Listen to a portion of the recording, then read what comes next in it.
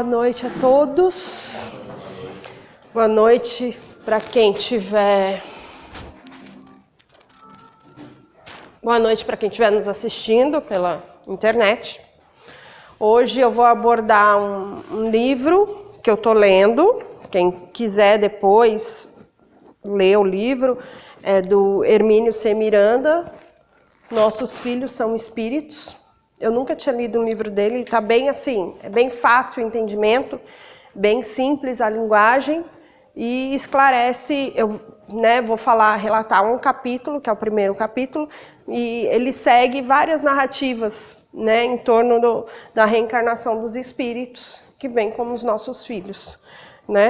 Então, nesse primeiro capítulo, ele fala olhos de ver e olhos de olhar, Ele quer chamar a atenção sobre esses olhos de ver, esses olhos de olhar que nós temos.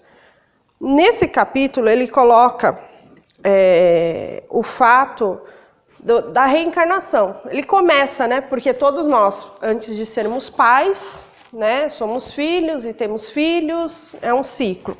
Então ele coloca assim, a gente acaba conhecendo uma pessoa da qual nós temos afinidades, nós nos casamos, planejamos família, na maioria das vezes, planejamos, ela não acontece por acaso.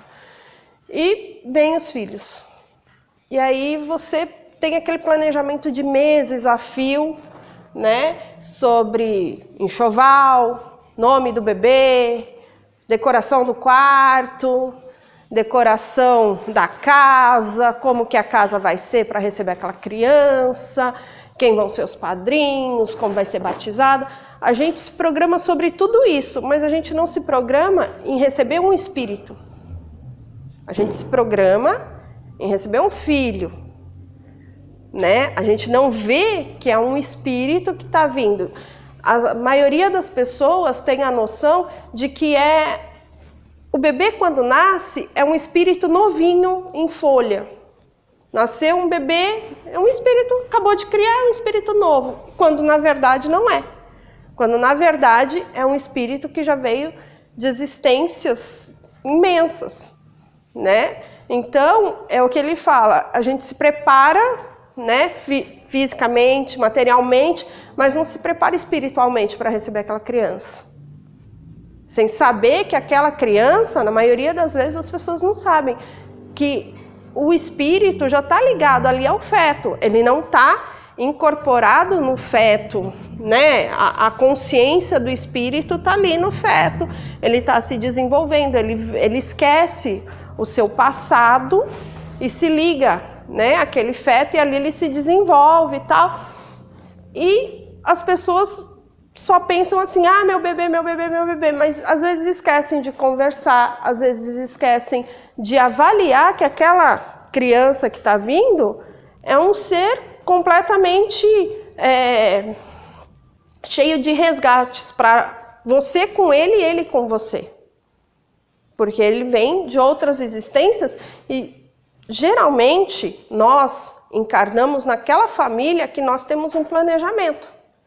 Nós planejamos encarnar naquela família, ter aquelas pessoas como pais. Nós, como pais, resolvemos receber essas crianças, esses seres afins como filhos, para que a gente possa se aprimorar na caminhada evolutiva.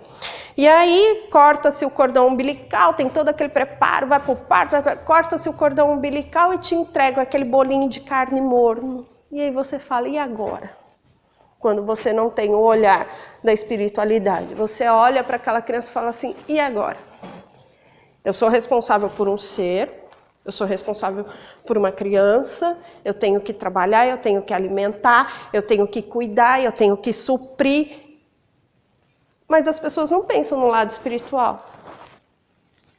As pessoas não pensam que essa criança também precisa de oração, de conversa, porque é um espírito que ali já vem de muitas vivências.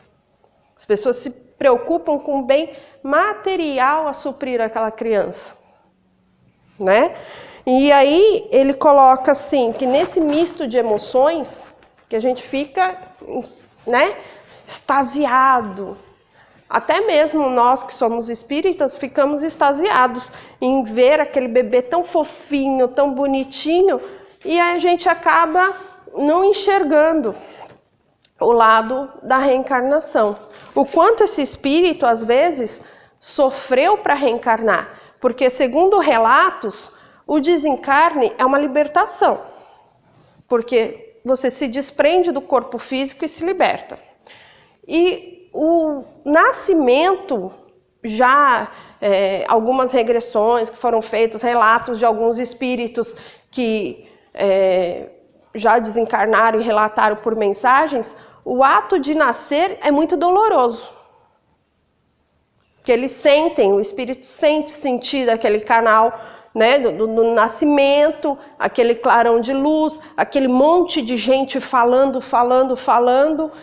Os espíritos se recordam disso, no momento do nascimento dele. Aquele monte de gente falando, conversando, e ele ali naquele cantinho, como se fosse assim, os enfermeiros pegam, as pessoas pegam, sem aquele, né, aquele comprometimento, assim, tipo, como se fosse um objeto. E realmente, eles estão fazendo o trabalho dele, eles fazem infinidades de partos diários. Então, para eles é uma coisa comum. A gente mesmo, quando mãe vê lá dando um banho no neném, que elas pegam o neném e fazem de um lado do outro, fala, meu Deus, vai quebrar o meu filho no meio. Porque o olhar de mãe, o olhar de pai, é um olhar já fraternal. Aí as pessoas perguntam, mas por que, se eles são espíritos antigos, com resgates, por que então eles veem bebês, veem essa forma tão fofa, tão delicada, tão... Exatamente por isso. Porque se eles viessem com a mentalidade que eles tinham, ou como eles eram, sem esse esquecimento do passado, antes de reencarnar, eu sabendo que, por um exemplo, um filho meu seria um desafeto meu de outra vida, eu aceitaria ele? De forma alguma. Então vem com esse aspecto fofo, com essa coisinha, né? Aquele neném gordinho, carequinha, bonitinho. Exatamente para quê? Para despertar nos pais um instinto paternal, maternal, para cuidar daquele espírito, para ajudar aquele espírito na caminhada evolutiva dele. E aí, nas questões, né, 383 do Livro dos Espíritos, 384, 385, elas falam sobre a importância da passagem do espírito pela infância, né? Então, na 383, pergunta-se assim, qual é para o espírito a utilidade de passar pela infância? E eles respondem, encarna-se com o fim de se aperfeiçoar. Durante a infância, o espírito é mais acessível às informações que recebe, o que pode ajudar no seu adiantamento, para os quais deve contribuir para os quais devem contribuir para a sua educação, né? Que são os pais que têm que contribuir para essa educação. Aí eu coloco, né? Para nós já é fato conhecido e hoje em dia se fala muito disso, que a gente tem que ter cuidado em como a gente cria os filhos. Porque, na verdade, se na fase da infância eles são espíritos, né? Em algumas como que eu vou dizer, menções, se diz que o espírito é uma página em branco até os 7 anos de idade. E eles não colocam que é uma página em branco, mas ele coloca da seguinte forma, que está ali adormecido, né? O que realmente o espírito era. E nessa fase da infância, eles conseguem assimilar o que vai aperfeiçoar eles, o que vai tornar eles um espírito melhor, o que vai regenerá-los das suas falhas anteriores. Então a gente tem que ter muito cuidado. A gente recebe aquele espírito, então nós temos que dar o exemplo. Se a gente não der o exemplo, a gente fizer coisas erradas, ele vai fazer coisas erradas. E aí ele não vai resgatar o que ele teria que resgatar. Agora, se a gente ensinar o bem e o mal, o certo e o errado, colocar, né, aquela criança no caminho do bem, ele vai ter mais para frente, mesmo que eles dizem aqui na 385 que na adolescência, quando eles saem da adolescência, é como o espírito realmente se mostra como ele realmente era. Por isso que fala, na adolescência tudo muda, né? Eles parecem que viram outra pessoa. Não é que eles viram outra pessoa.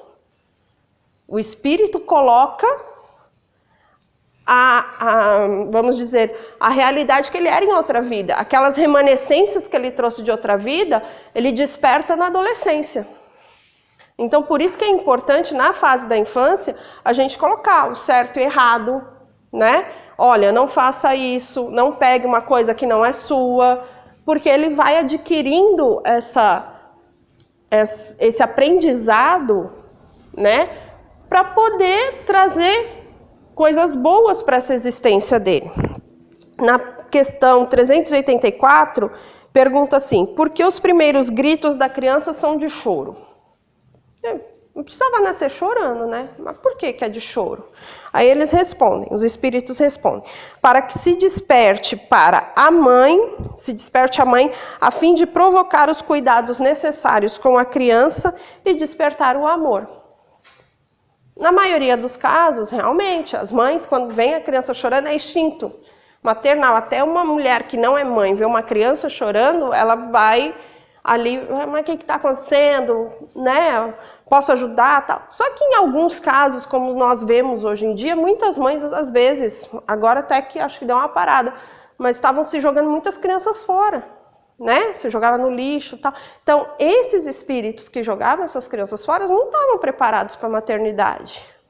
Isso ele aborda num tópico mais à frente, um capítulo mais à frente.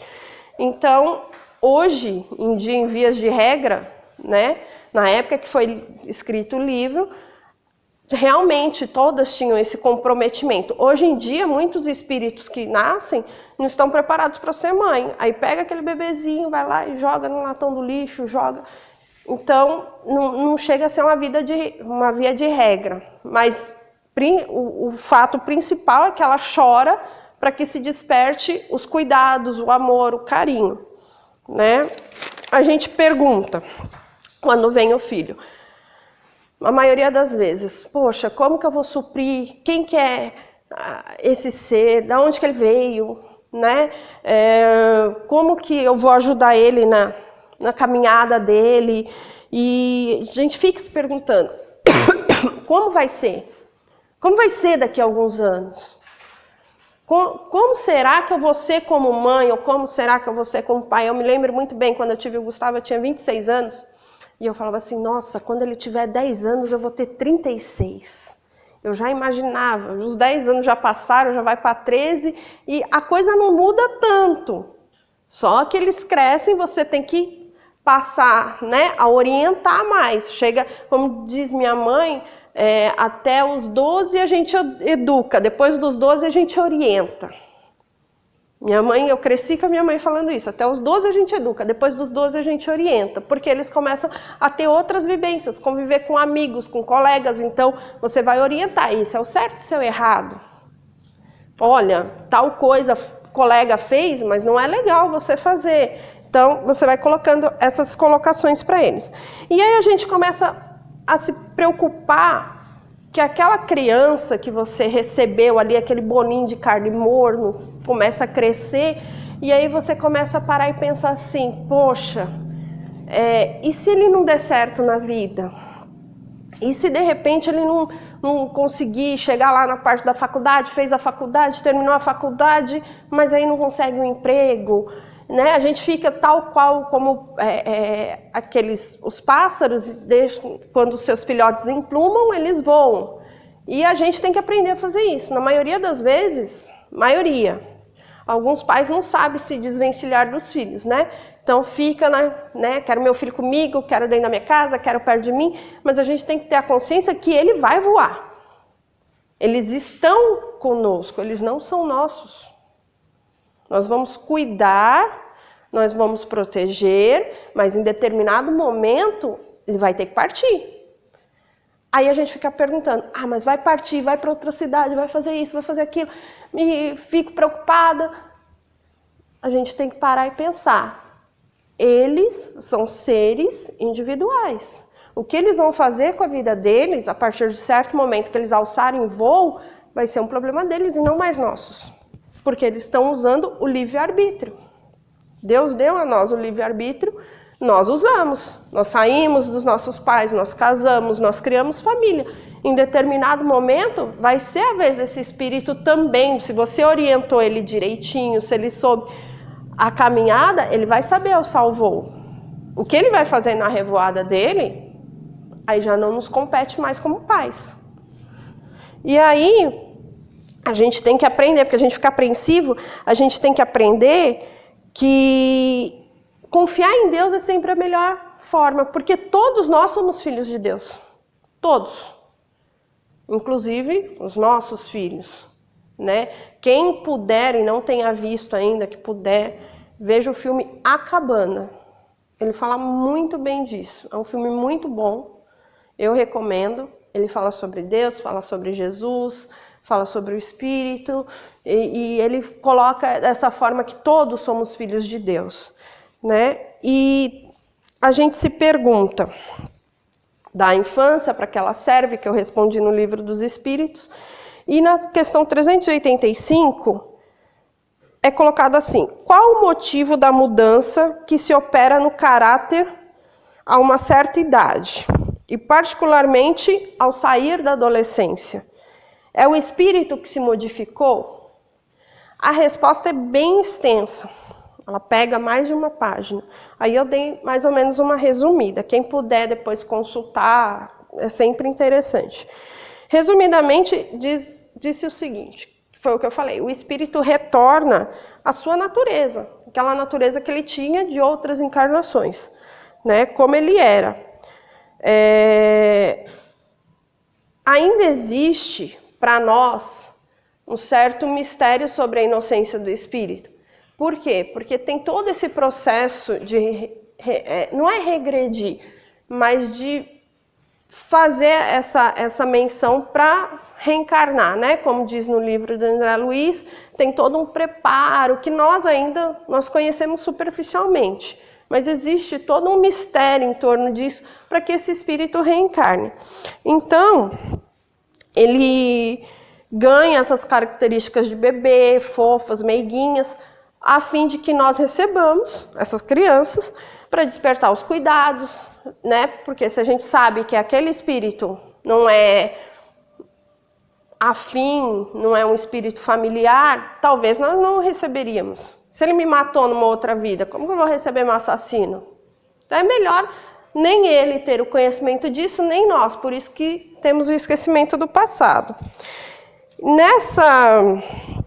Dessa forma, né, eles vão se aperfeiçoar, vão se melhorar e eles vão ser, como eu vou dizer, mais sensíveis ao que a gente coloca para eles. Então, se a gente vai colocar para eles sobre a oração, sobre a prece, sobre Jesus, quem sabe numa outra vida ele não conheceu as palavras do Cristo? A gente não sabe nem de nós mesmos, a gente só vai passar a saber quando a gente desencarnar. Por isso que no capítulo ele coloca assim, que nós ainda temos olhos de ver e não olhos de olhar, né? Ele coloca assim, olhos de ver ou olhos de olhar. Por quê? Nós ainda só olhamos, mas nós não vemos a profundidade. Muitos ainda não veem a profundidade da reencarnação, a profundidade de receber um espírito assim, afim, porque é muito complexo, né, o processo da reencarnação para quem não conhece o espiritismo. As pessoas em si acham, de certa forma, que não existe a reencarnação. Mas, na própria, né, no Evangelho diz, ninguém vai ao Pai se não nascer de novo. Tá lá, Paulo coloca. E nesse livro dele, ele coloca várias passagens do postulado de Paulo. Ele coloca bastante coisa. E ele coloca, a gente tem que ter noção, seria bom se todos que de repente, as mulheres que estão grávidas, os pais que estão se preparando para ser pais, tivessem esse conhecimento. Eu tenho um outro livro que não está nem aqui. Eu emprestei para uma moça, eu ganhei ele quando eu fiquei grávida do Murilo. Porque o Murilo, ele me deu muito problema durante a gravidez. Ele tinha constantes atos de início de aborto. Eu passei praticamente a gravidez toda, né, em repouso por causa disso. Em uma das reuniões mediúnicas que eu fui, foi me dito que ele não queria reencarnar. E foi falado para mim, converse com ele, fale para ele que você vai recebê-lo, que ele vai vir, vai ter amor, vai ter carinho. E realmente, depois que eu comecei a fazer isso, as idas aos hospitais diminuíram bem, né? E eu ganhei esse livro, que fala sobre os espíritos que vão nascer, são pequenas passagens, pequenos capítulos, e eu vou procurar saber o nome, lembrar o nome, porque o livro não está comigo, e depois eu coloco para vocês. E fala, então, se o pai briga com a mãe, o que aquele espírito sente? Se o espírito sente que está sendo rejeitado, se ele está sendo amado. Se o espírito sente a família, se sente o amor dos irmãos. Então, o que acontece e o que a gente deve fazer para prevenir essas conturbações, para que o espírito não fique conturbado, que ele se sinta protegido, acalentado. É um livro muito interessante. E acho que chama Espiritualidade dos Bebês, se eu não me engano, mas eu vou procurar saber direitinho e aí eu coloco para vocês depois. E ele trata muito bem disso. E quando eu estava grávida foi bem assim, o parto do Murilo foi um parto mais tranquilo, porém foi uma gravidez mais tumultuada, né? Bem tumultuada. E eu falava, mas por que isso está acontecendo comigo? Né? Quando eu comecei a ir no centro, o Gustavo fazia evangelização, e aí começaram a ver que eu passava muito mal, tal. Eu entrei em depressão por causa disso, porque eu falava assim, eu não consigo segurar meu filho. Por que eu não consigo segurar meu filho? Por que meu filho, né, não quer nascer? Eu já tinha tido um prematuro, e eu me desesperava e chorava.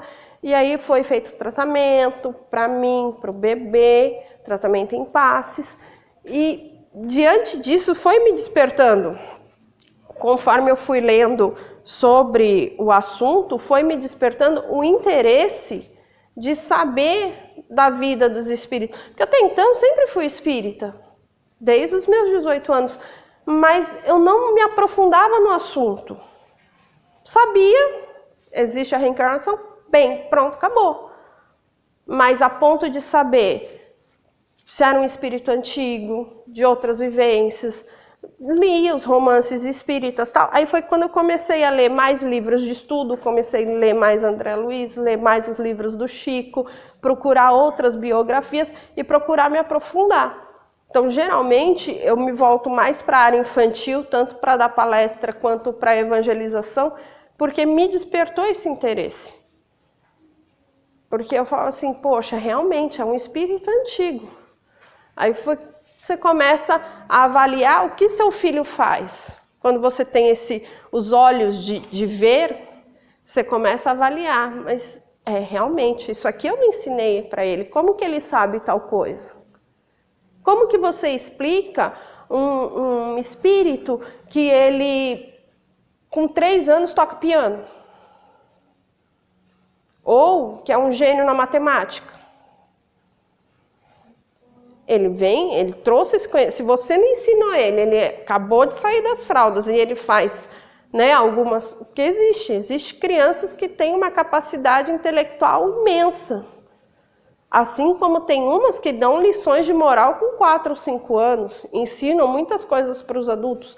Aí você para pensar, mas espera aí, como pode, se eu não ensinei?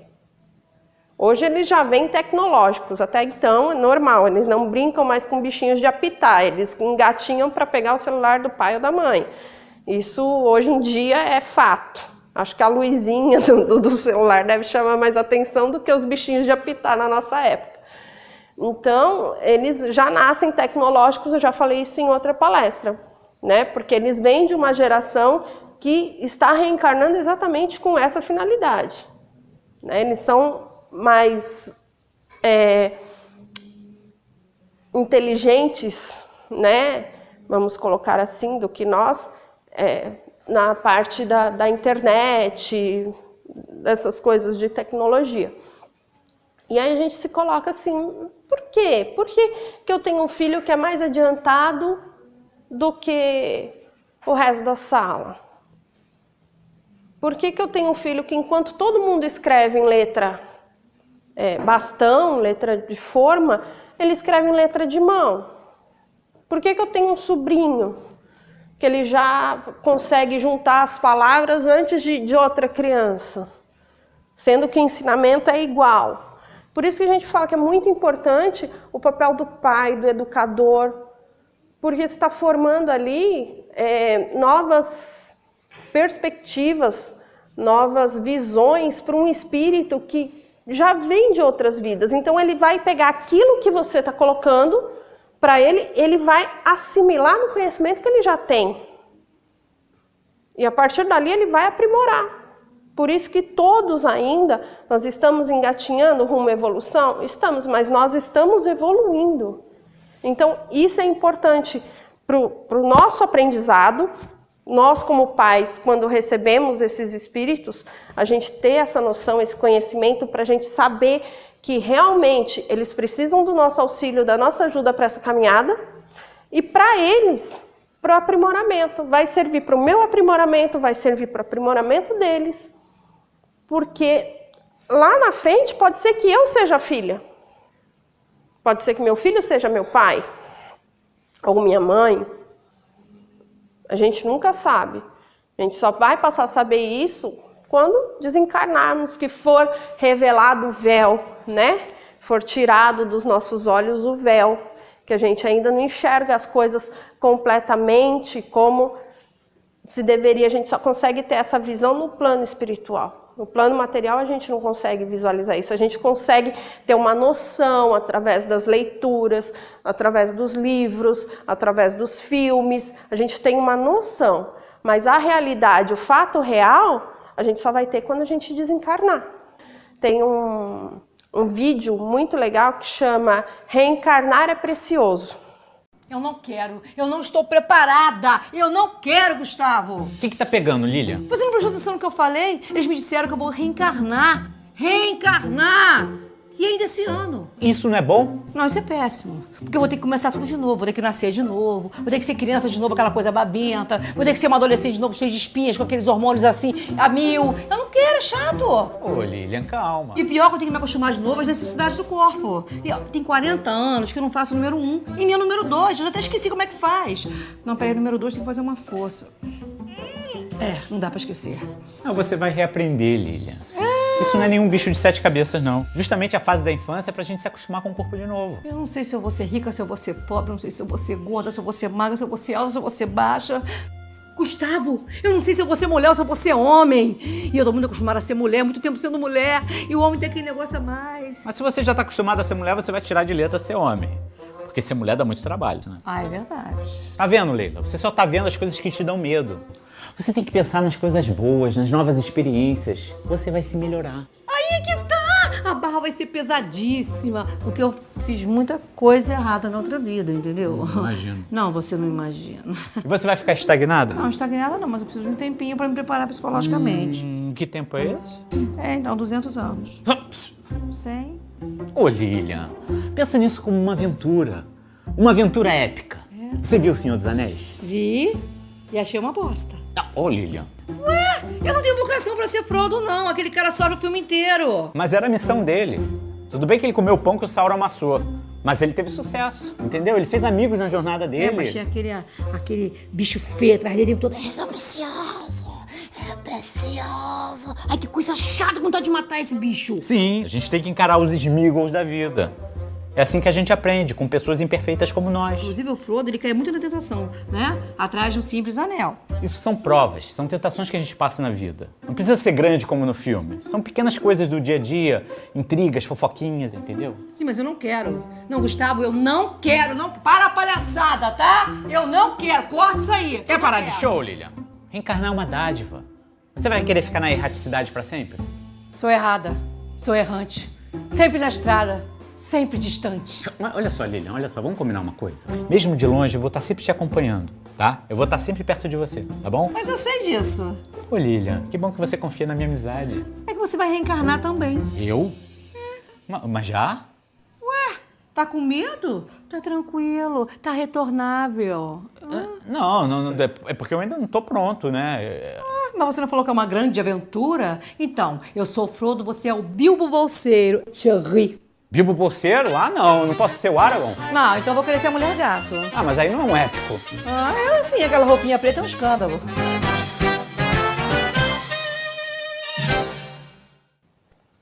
E aí nesse vídeo fala, né? A moça fala que ela não quer reencarnar. Eu não quero reencarnar, tá tão bom aqui. Porque quando, né, é o que eu falei, desencarnar é um fato libertador. O seu espírito está se libertando. É um nascimento lá do outro lado, né? E aí, quem tá lá, né, tem gente que fala, não, vamos reencarnar, vou lá, vou fazer minha missão, vou cumprir. E tem outros que falam, não quero não, aqui tá muito bom, não quero voltar para lá, não quero fazer as coisas todas de novo. Eles não enxergam, às vezes, que não é fazer as mesmas coisas, mas sim fazer com que as coisas sejam diferentes, se esforçar para que as coisas sejam diferentes, né? E dessa forma, às vezes, quando chegamos aqui, fazemos tudo ao contrário.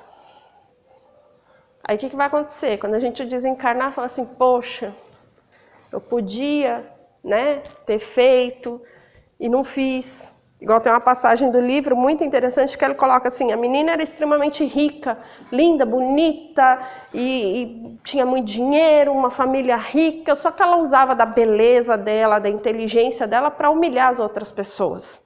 Ela não usava como uma coisa boa para ajudar, o dinheiro dela era sempre melhor do que os outros, melhor do que tudo. Aí ela desencarnou e ela veio por missão para nascer numa família pobre, bem pobre. E ela falou, não, eu vou, né, como pobre e tal, e vou ajudar minha mãe vai passar privações, vou ajudar minha mãe a criar os irmãos, vou ter um monte de irmão, eu vou. Aí chegou aqui na Terra, os pais tiveram ela, só que a mãe, como não tinha condições de criar, porque eram vários filhos, uma família rica foi lá e adotou ela.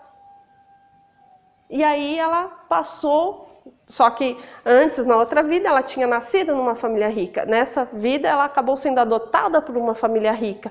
E tendo a facilidade do dinheiro, das coisas, ela acabou fazendo o quê? Tudo de novo.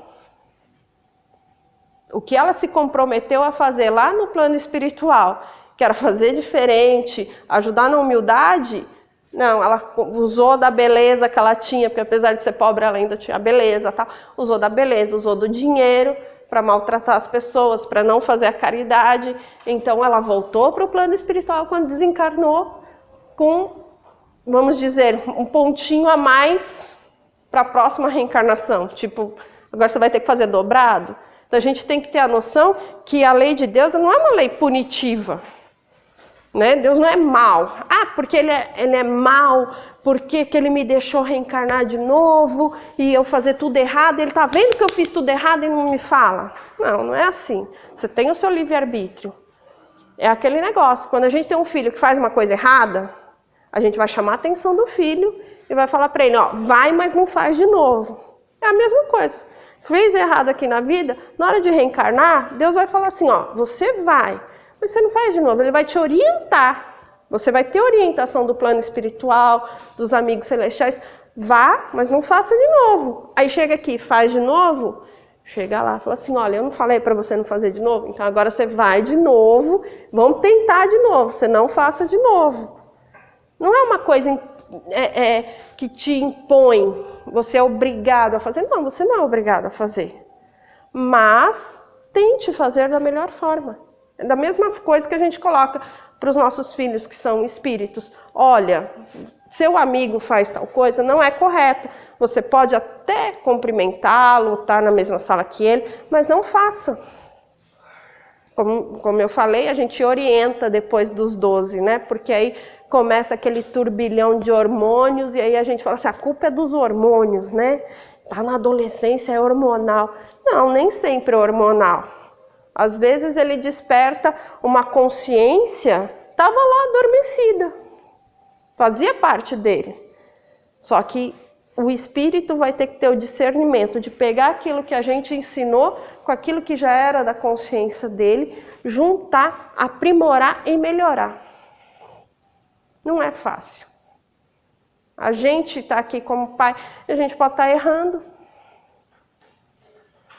Então a gente não pode julgar. Nem, às vezes as pessoas falam assim, aquele pai está fazendo errado. De repente ele não está fazendo errado, de repente ele está fazendo o melhor que ele consegue.